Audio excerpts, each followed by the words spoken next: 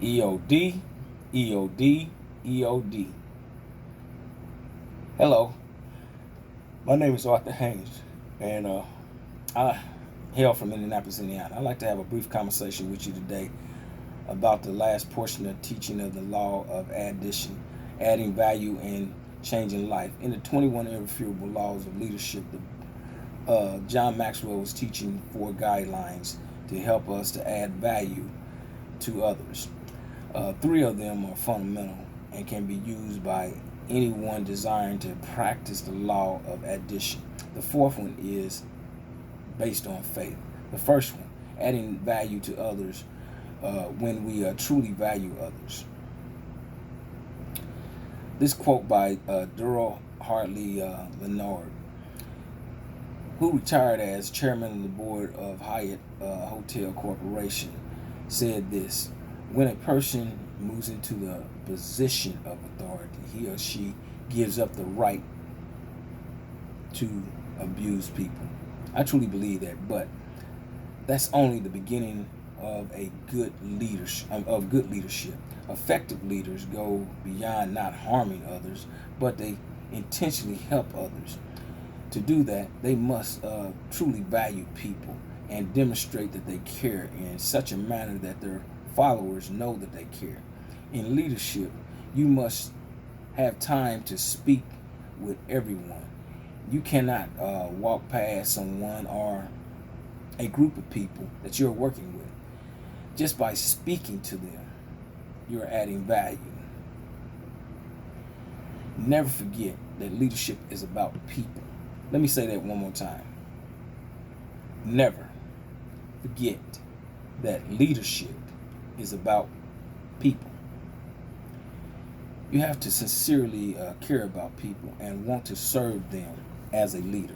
A good metaphor for a good leader in sign language, the sign for service is to hold your hands out in front of you with your palms up, and then you move them back and forth between the signer and the signee, as I'm doing here.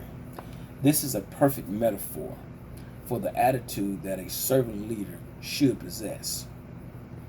They should be open, trusting, caring, offering their help, and willing to be vulnerable. Leaders who add value by serving believe in their people before their people ever believe in them.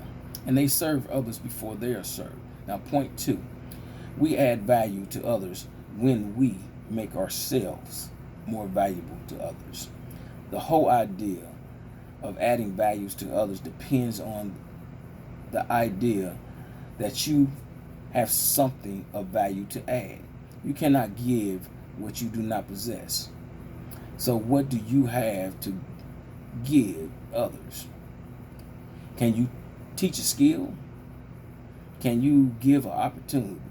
Can you give insight or perspective gained through your life experience? None of these come without a price.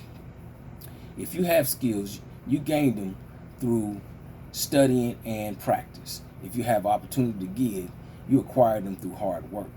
If you possess wisdom, you gained it by intentionally evaluating the experiences you had in your life. The more intentional you have been in growing personally, the more you have to offer. The more you continually pursue personal growth, the more you will have to offer in the future.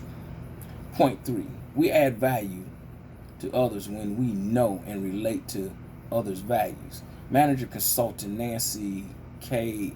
Austin said when she looked up under the bed in a hotel at her favorite hotel, she was surprised to find a card. It said, "Yes, we clean under here too." Austin said she didn't remember the lobby. She didn't remember the ambiance of the hotel. She really didn't remember how nice her meal was. What she did remember was that card. See, the housekeeping staff had anticipated what was important to her and served her well. We think of that as good customer service, and when we are the customer or the client, we expect to receive it. But as leaders, we don't automatically expect to give it. But it is a key to effective leadership. As leaders, how do you know and relate to what our people value? We listen. Inexperienced leaders are quick to lead before knowing anything about people they intend to lead. A mature leader listens, learns, and then leads. They listen to their people's stories. They find out about their hopes and dreams. They become acquainted with their aspirations, and they pay attention to their emotions. For those things, they learn about their people. They discover the values of them, and then they lead based on what they have learned. When they do that, everybody wins. The organization wins, the leader wins, and also the follower wins. Point 4. We add value to others when we do the things that God values. I believe that God desires us not only to treat people with respect, but also to actively reach out to them to serve them. Scripture provides many examples of this and descriptions of how we should conduct ourselves. And the last point, it's not just about chickens. As a leader, we must have an attitude to serve and create an organization that shares that same passion and have the attitude of serving provided through everything that we do. And we must have the attitude of excellence, such as that's a big part of leadership. It is having the results of reflecting on how people that's in your organization and learning them and teaching them how to have the same passion that you have for leadership.